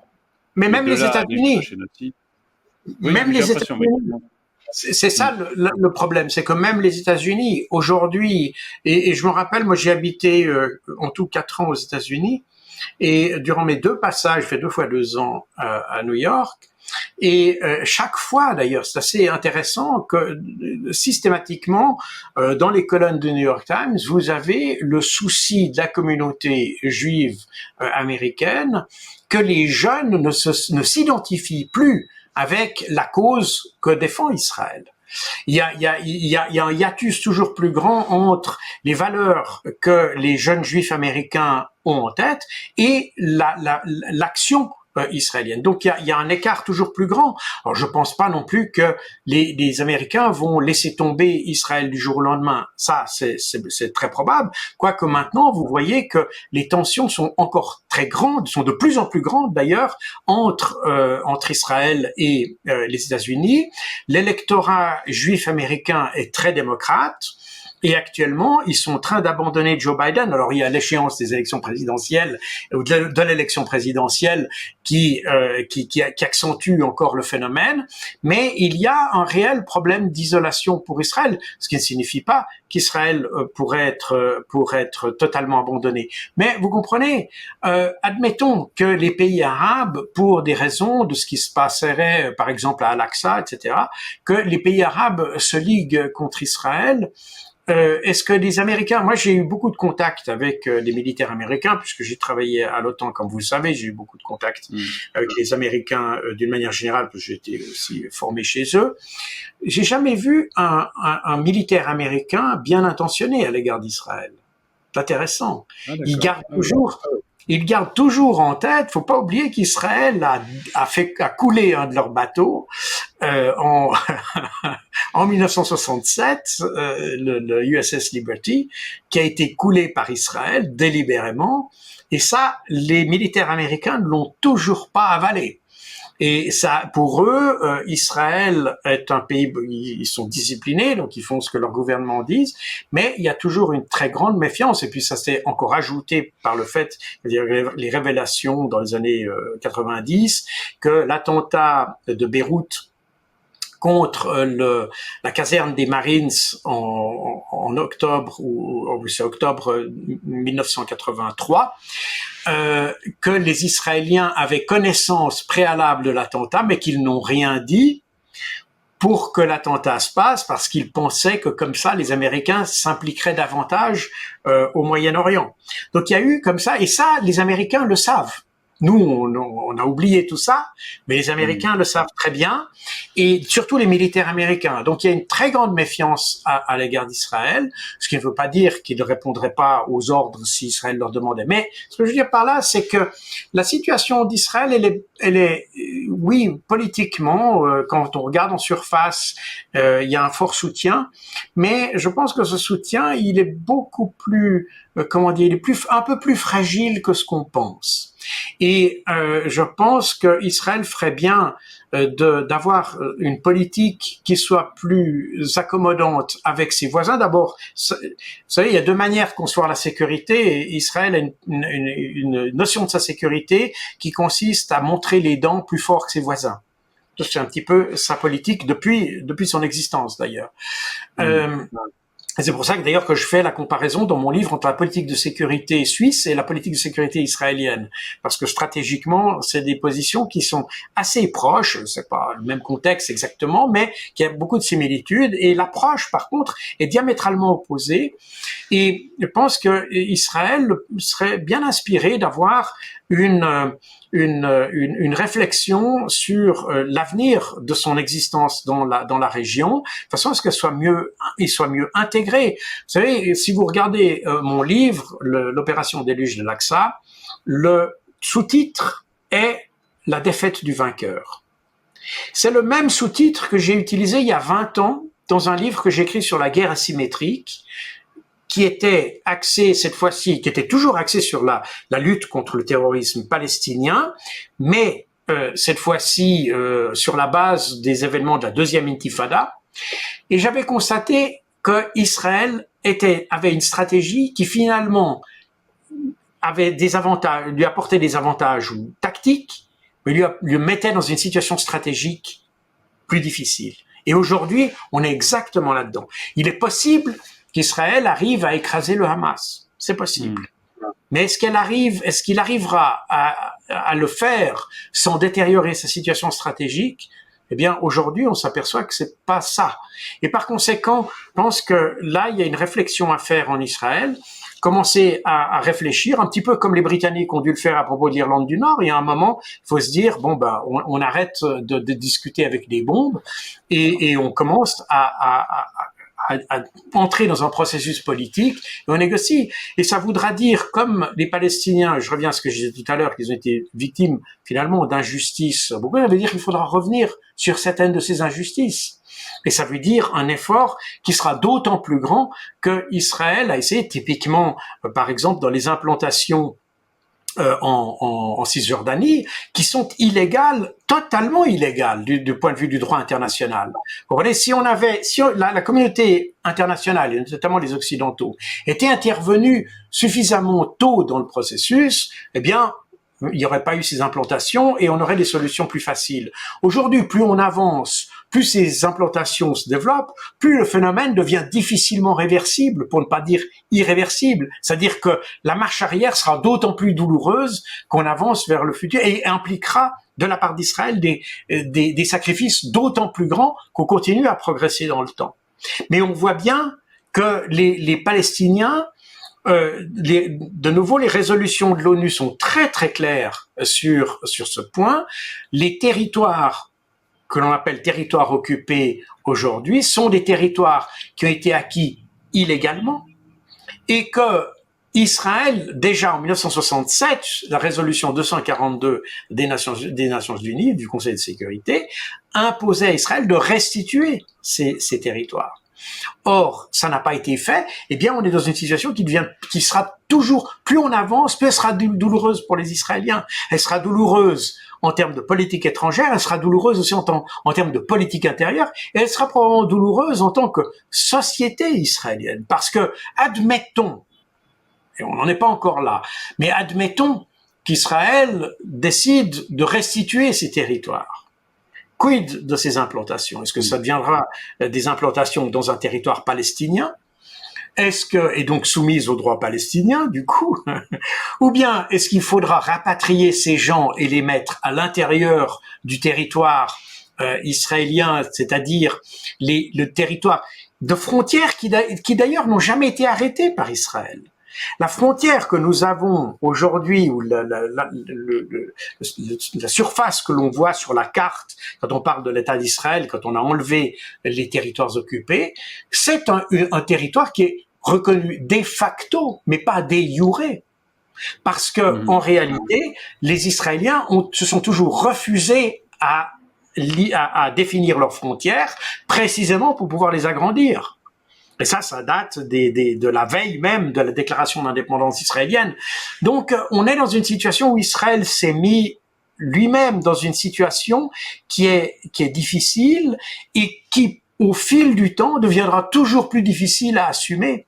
Et la pression internationale, elle, s'accentue et on le voit. Alors là, on touche un problème, j'allais dire macro géopolitique, qui est, et comme on l'a évoqué tout à l'heure, d'ailleurs, la plainte déposée devant la Cour internationale de justice, elle a été portée par l'Afrique du Sud, pas par un pays occidental d'ailleurs, qui aurait pu le faire bien plus tôt. D'ailleurs, si on l'avait fait il y a 40 ou 50 ans, on serait dans une situation beaucoup plus facile à gérer. Mais aujourd'hui, on le fait et les conséquences risquent d'être d'autant plus dommageables pour Israël. Mais ça vient du Sud. Et aujourd'hui, quand vous voyez aussi, vous qui êtes plutôt dans le domaine économique, eh bien, vous voyez les répercussions qu'ont les actions des Houthis dans la mer Rouge. Et vous voyez que ceux-ci, ils ont en fait ce que font les Houthis, ils font exactement ce qu'ont fait les Occidentaux, mais avec leurs moyens, c'est-à-dire d'appliquer des sanctions contre Israël jusqu'à ce que Israël cesse ou accepte un cessez-le-feu. Donc ils appliquent exactement, ils disent voilà, les Occidentaux quand ils veulent obtenir quelque chose, ils appliquent des sanctions, quitte à si vous voulez, enforce, comment dire, mettre en vigueur ces sanctions par la force, n'est-ce pas, comme ça a été fait à propos de l'Iran et d'autres. Eh bien, les Houthis font finalement la même chose.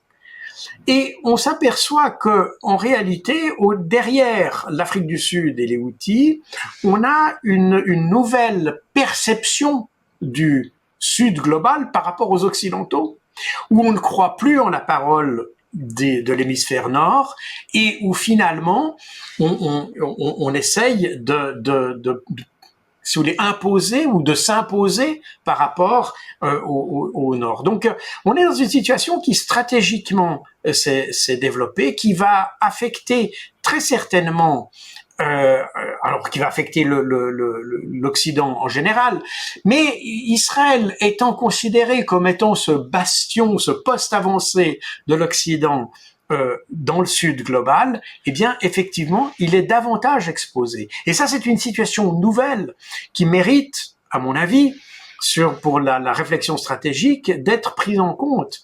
Donc, il s'agit pas ici, et c'est pas du tout le but de mon ouvrage, d'essayer de distribuer les bons points et les mauvais points, mais d'essayer de remettre un petit peu de revenir aux faits et pas simplement au narratif qu'on a, parce qu'on a une image, je dirais presque une imagerie à propos du conflit israélo-arabe qui est extrêmement simplifiée, extrêmement simplificatrice, et puis quand on regarde des détails, on s'aperçoit que finalement les Palestiniens ont certainement une revendication qui est parfaitement légitime.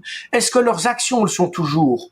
On peut discuter ça, mais les revendications sont légitimes. Et tant que ces revendications légitimes ne sont pas si vous voulez, remplie ou satisfaite, eh bien, on se trouvera dans cette situation. Et par conséquent, il y a un moment, il faudra arriver à convaincre les Israéliens que ce qui s'est passé depuis 75 ans, eh bien, c'est l'histoire et que maintenant, il faut envisager le futur avec peut-être dans une autre perspective et peut-être avec une autre, j'allais dire, posture de façon à garantir la pérennité de l'État d'Israël, sans quoi je pense, et d'ailleurs beaucoup, je suis pas le seul à l'avoir dit, je suis en contact avec beaucoup de mes anciens homologues de services de renseignement un peu partout, et beaucoup disent Israël est en train de jouer avec le feu sur son existence même.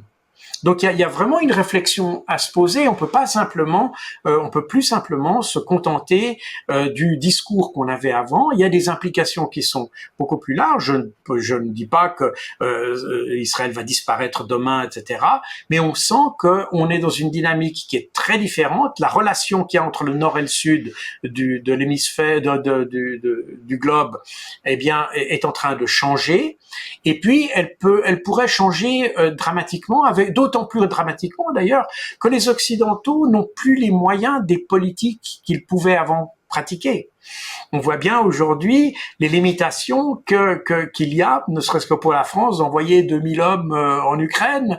On voit les limitations politiques, mais aussi les limitations opérationnelles. On voit qu'on n'est plus, on entre dans une phase où l'Occident n'est plus exactement l'Occident qu'il était il y a 50 ans. Et ça, c'est une vraie réalité. On a aujourd'hui des puissances émergentes. Alors évidemment, la Chine est évidemment le premier, mais c'est pas une puissance belliqueuse. Mais on a d'autres puissances qui pourraient, elles, avoir un regard beaucoup plus acéré sur la situation du Proche-Orient et qui pourraient être animées d'intentions moins, j'allais dire, démocratiques, on pourrait dire, et on pourrait avoir une situation très différente auquel l'Occident n'est plus en mesure de répondre. Donc, je pense qu'il faut aujourd'hui qu'on pense que la solution militaire en Israël est une solution de court terme. Même si on arrivait à détruire le Hamas, on ne va pas détruire l'idée de la résistance parce qu'elle n'a pas diminué cette idée. Le Hamas est apparu, il risque de disparaître et d'être remplacé par un autre, et peut-être encore plus radical. Parce que, comme je l'ai dit, dans la bande de Gaza, la tendance, c'est de voir que le Hamas n'ayant pas de résultat, il faut encore radicaliser davantage. Donc, on est dans quelque chose, on est dans quelque chose qui va dans la mauvaise direction. Et en réalité, je pense que le Hamas est certainement un mouvement qui est plus radical que ne l'était l'OLP de Yasser Arafat, mais avec lequel il est possible de discuter parce qu'il y a une volonté d'entrer dans un processus politique, même si l'action quoique, de nouveau, l'action du 7 octobre, elle était motivée par le retour à une action politique. Est-ce qu'ils l'ont fait de la bonne manière? On peut discuter tout ça. Mais ce que je veux dire par là, c'est que il y a certainement une idée qu'on peut exploiter, l'idée que d'entrer dans un processus politique, que je suis certain, les Palestiniens sont prêts. D'ailleurs, on voit que c'est eux qui sont prêts à discuter. Qui aujourd'hui n'applique pas, quand il y a eu la résolution pour le cessez-le-feu qui a été adoptée par le Conseil de sécurité l'autre jour, eh bien, finalement, le Hamas a dit, c'est très bien, on va pouvoir travailler là-dessus. Du côté d'Israël, on a dit, on n'appliquera pas. Donc, on voit bien qu'on est sur deux postures qui sont très différentes, qui finalement correspondent à la posture qu'on a depuis finalement 75 ans. Les Palestiniens ont systématiquement revendiqué l'application des résolutions des Nations Unies. Ils se sont systématiquement appuyés sur le droit international pour le faire. De nouveau, est-ce que toutes leurs actions ont été conformes au droit? Alors, on peut vraiment discuter là-dessus, et j'ai fait une encyclopédie des mouvements terroristes dans lequel le Hamas figure. Donc, c'est un mouvement qui a certainement eu une phase terroriste. Je pense que c'est un mouvement qui a exprimé une intention de sortir de l'action terroriste, et je pense que c'est ce qu'ils essayent de faire depuis qu'ils sont en fait au pouvoir à Gaza. et que on a une image un peu falsifiée parce que précisément, comme on l'a évoqué tout à l'heure, on a ces tirs de roquettes, mais ces tirs de roquettes, comme on les voit sans raison, on a l'impression que c'est simplement des actions simplement pour créer un dommage à Israël, alors qu'en réalité, c'est chaque fois une réponse à quelque chose, une action israélienne qui elle-même est illégale et qui est souvent, pratiquement d'ailleurs toujours, une rupture du cessez-le-feu. Et c'est d'ailleurs très symptomatique de voir que, par exemple, lorsqu'il y a eu, en janvier, Israël a mené une attaque contre un dirigeant du Hamas à Beyrouth, eh bien, ils ont éliminé finalement, enfin pas finalement, ils ont éliminé un des partisans du dialogue du Hamas. Donc c'est pas un faucon qu'ils ont éliminé.